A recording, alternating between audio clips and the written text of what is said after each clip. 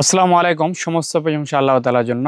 আমরা আগে বিভিন্ন জায়গা থেকে রেডিমিক্স মাটি নিয়ে এটা সেল করতাম। তো আমরা এগুলো দেখছি, আসলে তার মধ্যে সামান্য পরিমাণে মাটি, বালি এবং ছাই এ জাতীয় কিছু দিয়ে তারা করে, তেমন কোনো কিছু সেখানে থাকে না। তো তার জন্য আমরা বর্তমানে প্রায় 6 মাসের মতো হচ্ছে আমরা কিন্তু নিজেরা রেডিমিক্স মাটি তৈরি করতেছি। এই মাটি যেটি দেখতেছেন, এটাতে হালকা কিছু ফাইবারও পাবেন। এটি হচ্ছে সবজির জন্য। এই মাটিটা অর্থাৎ সবজির জন্য আদর্শ যে মাটি, এটা আমরা বিভিন্নভাবে অ্যানালাইসিস করে কি কি উপাদান এখানে দিতে হবে ওইভাবে দিয়েই এই মাটিগুলো আমরা তৈরি করছি।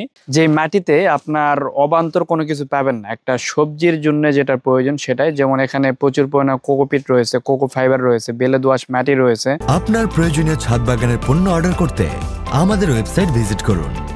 এছাড়াও হাড়ের গুঁড়া সহ আরো বিভিন্ন ধরনের জৈব উপাদানগুলো রয়েছে এই মাটিতে। তো আমরা দেখলাম যে সবজির জন্য আসলে আলাদা কিছু দিতে হয়, জৈব সার দিতে হয় আলাদা, আবার ফল গাছ যেটা রয়েছে এটার জন্য কিছু আলাদা দিতে হয়। এই জন্য আমরা রেডিমিক্স মাটিকে দুই ধরনের রাখছি। একটি হচ্ছে সবজির জন্য রেডিমিক্স মাটি, আর একটি হচ্ছে ফলের জন্য রেডিমিক্স মাটি। এটি যেটি তৈরি হচ্ছে এটা সবজির জন্য, এরপরে আমরা তৈরি করব ফলের জন্য।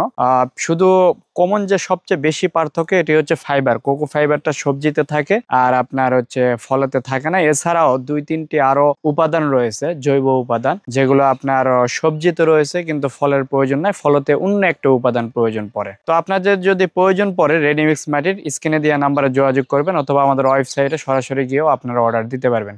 আজকে এই পর্যন্ত। সবাই ভালো থাকবেন, সুস্থ থাকবেন। আল্লাহ হাফেজ।